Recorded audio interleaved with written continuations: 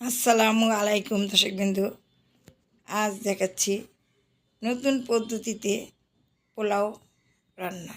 পোলাওটি দারুণ স্বাদের পোলাও। এখানে আমি একটি কড়াইতে পরিমাণ মতো তেল দিয়ে পেঁয়াজ কুচি দিয়ে লাল হয়ে এসেছে, একটুখানি আদা বাটা দিয়েছি, দিয়ে দিলাম বাদাম বাটা, বাদাম বাটা। এই বাদাম বাটাটা দেওয়াতে পোলাওটা দারুণ স্বাদ হয়েছে। দিয়ে দিচ্ছি গরম মশলা, দিয়ে আমি এটা ভালোভাবে একটু কষিয়ে নিচ্ছি। আমি যেভাবে রান্না করতেছি শুরু থেকে শেষ পর্যন্ত দেখবেন, দেখে অবশ্যই একদিন হলো রান্না করে খেয়ে দেখবেন। ভালো লাগলে একটি লাইক দিবেন, অনুরোধ রইল। একদিন কিন্তু রান্না করে খাবেনই। একদিন খেলে আপনি বারবার এই পোলাওটা খেতে ইচ্ছা করবে। কষানো হয়ে গেছে, এখন আমি পোলাও চাল দিয়ে দিচ্ছি, দিয়ে আমি ভালোভাবে নেড়ে চেড়ে কষিয়ে নিচ্ছি। হাতে কাজ করবেন, মনে মনে বেশি বেশি করে দূরত পড়বেন। মেহমান আসলে কখনো মুখ ভার করবেন না, খুশি হবেন। আল্লাহ খুশি হয়, যারা ভালোবাসে তার ঘরে মেহমান হয়ে গেছে। এখানে আমি পানি দিয়ে দিচ্ছি, গরম পানি ব্যবহার করছি। 1 কেজি চাইলে আপনি 1.5 কেজি পানি দিবেন।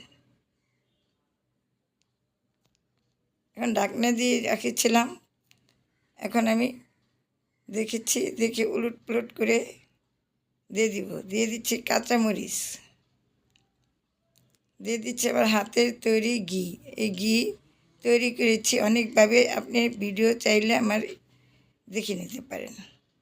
আপনি এখানে আলুর পকোড়া, কিশমিশ দিতে পারেন। আমি প্রতি শুক্রবারে রান্না করি, এইবার ছিল না, দিতে পারিনি। প্রতিদিন আমি দুধটা জাল করে একটা বলক দিয়ে দুধ রেখে দিই, উপর থেকে সরটা উঠে রাখি। প্রতি মাসে মাসে আমি নিজ হাতে ঘি তৈরি করি। হয়ে গেছে আমার পোলাও, আমি একটু উলট পুলট করে রেখে দিচ্ছি। এখানে আমি গরুর মাংস সাদা কোরমা করেছি, একটু নামানোর আগে একটু ঘি দিয়ে দিচ্ছি।